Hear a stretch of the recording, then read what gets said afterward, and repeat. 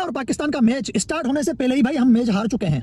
Match अभी आया नहीं है लेकिन उससे पहले ही हम मैच हार चुके हैं अगर इन खिलाड़ियों का स्ट्राइक रेट चेक करें तो।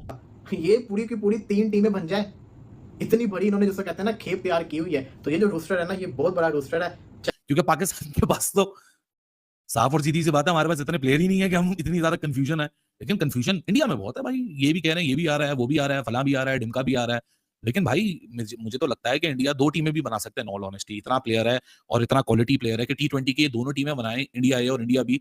और वो अपने यंगस्टर्स को मौका दे रहे हैं। हमारी तरह वो ये नहीं सोच रहे कि अब बाबर और रिजवान को फिर बुला लें क्योंकि हमारे यंगस्टर्स नाकाम हो रहे हैं। तो उनके जो यंगस्टर्स है ना, वो बड़े बन ठन के आते हैं भाई, पीछे से बड़े तराश खराश करके उनको लाया जाता है, अच्छी तरह से नरिश होते हैं, वो पूरे तैयार होते हैं इंटरनेशनल क्रिकेट के लिए, हाफ कुक्ड नहीं होते। पाकिस्तान की टीम के पास मैच विनर नहीं है। अच्छा भैया, अगर अब किसी इवेंट के अंदर जो है ना वो बाबर या रिजवान को ले लिया जाए, क्योंकि सवाल ये शायद से भी यही सवाल होना था और क्या। बड़ा मेहरबानी टॉस जीत के उनको बैटिंग की अगर दावत दी ना, वो ऐसी हालत करेंगे कि तुम बना ही नहीं पाओगे, तुम उनका आधा स्कोर भी नहीं बना पाओगे। और अगर तुम लोगों ने पहले बैटिंग की तो वो तुम्हारा टारगेट 12-14 ओवर में ही चेस हो जाएगा। दही ओके रह गया। ये इंडिया का मैंने एशिया कप का रूस्टर देख लिया है। रूस्टर में आपको बता देता हूं, एक होता है स्क्वाड, एक होता है ये रूस्टर जिसके अंदर काफी सारे जो प्लेयर्स होते हैं ना, जो पूरी की पूरी आपके पास एक खेप होती है, उसमें से आपने 15 सिलेक्ट करने होते हैं। मैंने अपना सर पकड़ लिया, मुझसे 15 नहीं सिलेक्ट हुए। ना वो इंडिया की तरफ है, क्योंकि मुझे लग रहा है कि इंडिया जीत जाएगा, क्योंकि इंडिया के पास जो प्लेयर्स है ना वो पाकिस्तान में नहीं है। जो सीधी मैं बात बताऊं ना, आप देखते ही आ रहे होंगे मैचेस जो है ना, ज्यादातर पाकिस्तान हारता ही आ रहा है, डाउन ही आता आ रहा है। ठीक है, कोई इसने ये नहीं कि परफॉर्मेंस नहीं दी कि भाई हमें इधर असरात नजर आए कि जीत जाएंगे, लेकिन इंडिया जो है ना उसकी परफॉर्मेंस ऑन टॉप जा रही है। दे चिका उससे नीचे वो बात ही नहीं कर रहे कि इंडियन टीम सिर्फ छक्के चौकों की जुबानी समझा सकती है, ऐसी छक्के चौके की जुबानी समझा सकती है। बाकी कोई नहीं, चलो देखेंगे पाकिस्तान को भी इस बार देख लेते हैं, शायद कुछ कर जाए। हम तो हर बार पाकिस्तानी टीम को देखते हैं तो वो हर बार ही देखते हैं, हर बार। अगर हम याद करें, अभी जो हमारी ओपनिंग चल रही थी वो हो रही थी अभिषेक शर्मा और संजू सैमसन, ये ओपन कर रहे थे, क्योंकि आपने जो भी वहां पर बात इस तरीके से निकल कर आई कि अभी ना हमने यशस्वी को भी आराम दे रहे हैं, फिर शुभमन का नाम भी नहीं था, तो सबने उसको माना कि यशस्वी और शुभमन दोनों को आराम है। अब कौन था कौन नहीं था ये नहीं कह सकते, बट देन जब शुभमन के एक फॉर्मेट के कप्तान है, T20 में IPL वगैरह में भी बढ़िया किया, मतलब ऐसा नहीं कि खराब किया हो, तो एक बार आप ऑप्शंस भी दिखा दीजिए। जो अगर बाद में टीम इंडिया की बैटिंग करती है तो 15-16 ओवर में सामने वाली टीम का दिया हुआ टारगेट चेस करके पेल पाल के फारिग हो जाते हैं। नमस्कार दोस्तों, एशिया कप में इंडियन टीम का स्क्वाड कैसा रहेगा और कैसे 15 सदस्य का चयन किया जाएगा, ESI को लेकर पाक मीडिया में तरह तरह की चर्चाएं चल रही हो, वो आगे वीडियो में देखेंगे। 60 से ज्यादा का स्ट्राइक रेट और हमारे वाले 130 और 120 से ज्यादा का स्ट्राइक रेट रखने वाले, तो भाई हम यहीं पे मार खा गए, हम यहीं पे ही पिट गए। हमारे खिलाड़ियों की मतलब वो कहानी सारी यहीं पे खत्म हो रही है। बस एंड में मैं यही कहूंगा कि भाई पहले बैटिंग करके जो बनाओ सो बनाओ, हाँ नाक मत कटवाओ। बड़ा मेहरबानी टॉस जीत के उनको बैटिंग की अगर दावत दी ना, वो ऐसी हालत करेंगे कि तुम बना ही नहीं पाओगे, तुम उनका आधा स्कोर भी नहीं बना पाओगे। और अगर तुम लोगों ने पहले बैटिंग की तो वो तुम्हारा टारगेट 12-14 ओवर में ही चेस हो जाएगा। हाँ, वो अभिषेक शर्मा याद है, इंग्लैंड ने पहले T20 मैच में टारगेट दिया था 132-134 का, 14-15 ओवर में चेस हो गया था। अभिषेक शर्मा ने 232 का स्ट्राइक रेट से 79 रन ठोके थे, 8 छक्के उसने मारे थे 34 बॉल के ऊपर। हाँ, तो इस वक्त जो इंडिया की टीम है ना, अगर पहले इंडिया की टीम बैटिंग करती है तो 200 से ज्यादा स्कोर बना देती है, और अगर बाद में टीम इंडिया की बैटिंग करती है तो 15-16 ओवर में सामने वाली टीम का दिया हुआ टारगेट चेस करके पेल पाल के फारिग हो जाते हैं। क्योंकि पाकिस्तान के पास तो साफ और सीधी सी बात है, हमारे पास इतने प्लेयर ही नहीं है कि हम इतनी ज्यादा कंफ्यूजन है। लेकिन कंफ्यूजन इंडिया में बहुत है भाई, ये भी कह रहे हैं ये भी आ रहा है, वो भी आ रहा है, फलां भी आ रहा है, ढिमका भी आ रहा है।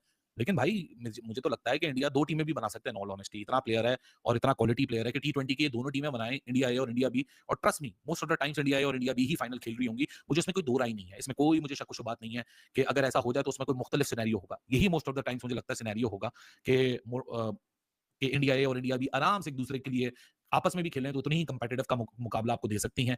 लेकिन जाहिर सी बात है, जब आप जाते हैं क्या कहते हैं अपना किसी भी ICC इवेंट के अंदर या एशियन कप इवेंट के अंदर, तो 15 ही लड़के आपको लेने होते हैं। ज्यादा से ज्यादा आप 2 इंजरी रिजर्व ले लेते हैं, 3 इंजरी रिजर्व ले लेते हैं। मैंने अपना सर पकड़ लिया, मुझसे 15 नहीं सिलेक्ट हुए, और ये मैं चैलेंज के साथ कह सकता हूं कि आप भी इनमें से 15 सिलेक्ट नहीं कर सकते। ये सिलेक्टर्स की ही हिम्मत है। अब आप जरा एक दफा ये एशिया कप का इंडिया का 2025 का रूस्टर देखें, जिसके अंदर कौन कौन से प्लेयर शामिल हैं। ओपनर्स की अगर मैं बात करूं, अभिषेक शर्मा शानदार किस्म का इनका मॉडर्न डे क्रिकेट का ओपनर है। संजू सैमसन सेंचुरीज पे सेंचुरीज मार रहा है ओपनिंग करते हुए, ये भी शानदार प्लेयर है। यशस्वी जायसवाल हम सबको पता है कितना शानदार किस्म का प्लेयर है। शुभमन गिल जो कप्तान है, 4 ओपनर हो गए, चारों के चारों की टीम में जगह होना बहुत जरूरी है। फिर ईशान किशन, ये भी इनका शानदार किस्म का प्लेयर है, लेकिन आजकल टीम से बाहर है। ऋतुराज गायकवाड़, ये भी प्लेयर अच्छा है लेकिन टीम से गायब है। फिर आते हैं मिडिल ऑर्डर के ऊपर, सूर्या कुमार यादव कप्तान, तिलक वर्मा दोनों के दोनों आउटस्टैंडिंग प्लेयर। केएल अगर मैं बात करूं तो वरुण चक्रवर्ती T20 के लिए यहाँ से लाजमी आएगा, साथ ही साथ रवि बिश्नोई भी आउटस्टैंडिंग परफॉर्मेंस दिखा रहा है, इसको लेना पड़ेगा। तो कितने हो गए ये 11 और 2 13 हो गए। अब पेसर्स के ऊपर आ जाए।